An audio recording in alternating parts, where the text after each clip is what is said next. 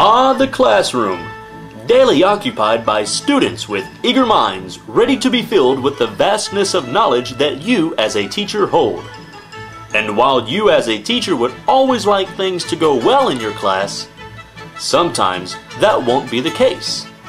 Let's join Mr. Bumblemeyer halfway through his 2-hour 4th period class, and let's see how he is doing.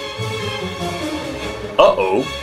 The class doesn't look like it seems to be going very well. Little Billy has an ice pack on his head. Some of the students are writing, but they appear nervous or anxious. And Betty seems to be crying. And Johnny? Well, Johnny seems to be more interested in his hair. Let's find Mr. Bumblemeyer and see if we can find out what's wrong.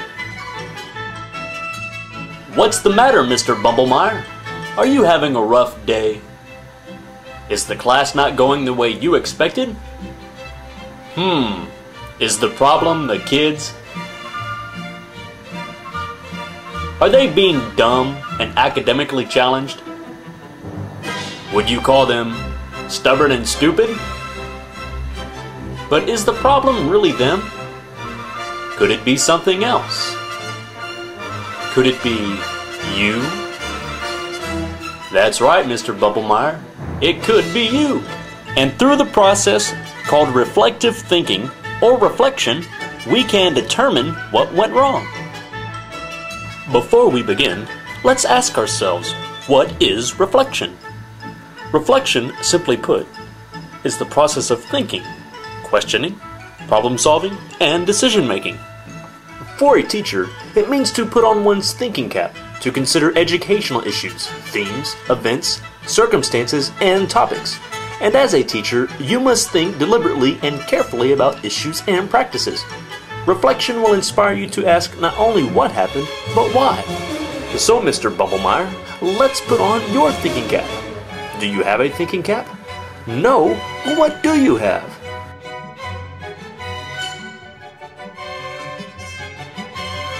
Ah, boxer shorts. As long as they're clean, that will be fine. That's right. Now, let's begin to reflect for a moment on what happened earlier in your class. When teachers are unable to reach their goals, they must find out what went wrong and then see what they can do in the future to make their objectives more attainable. Now let's begin by asking ourselves just a few questions.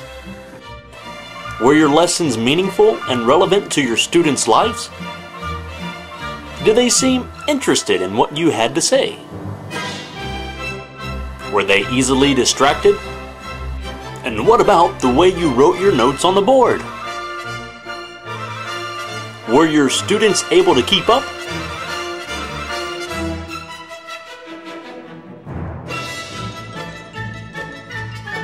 And what about the way you handled Sleeping Billy?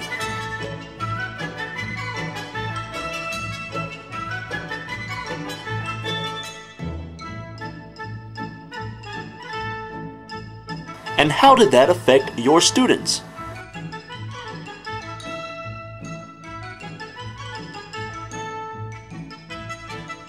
Well, Mr. Bumblemeyer, it sure looks like you could stand to change a few things. Do you see why it's important to reflectively think?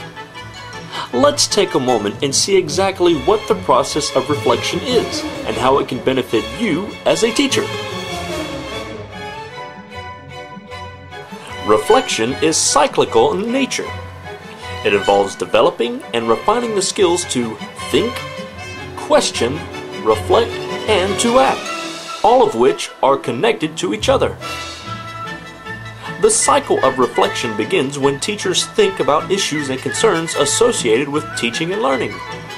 There are, however, different levels of thinking.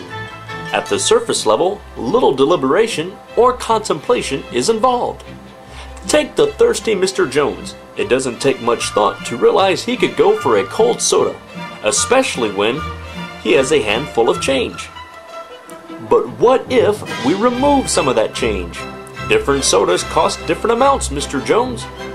Thinking has now become more purposeful for Mr. Jones, who must now choose.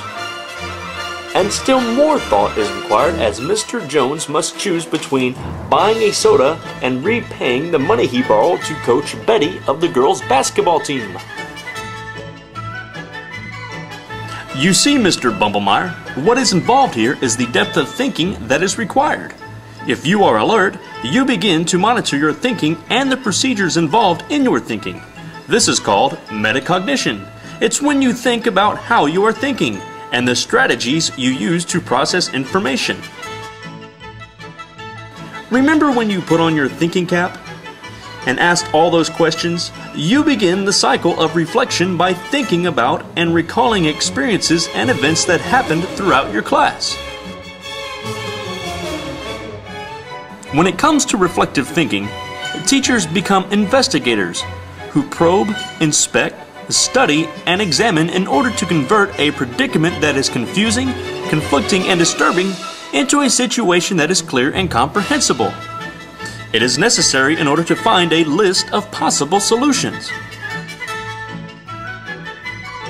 So you see, Mr. Bumblemeyer, by thinking our way through today's lesson and experience, we can help find solutions to the problems that you experienced earlier.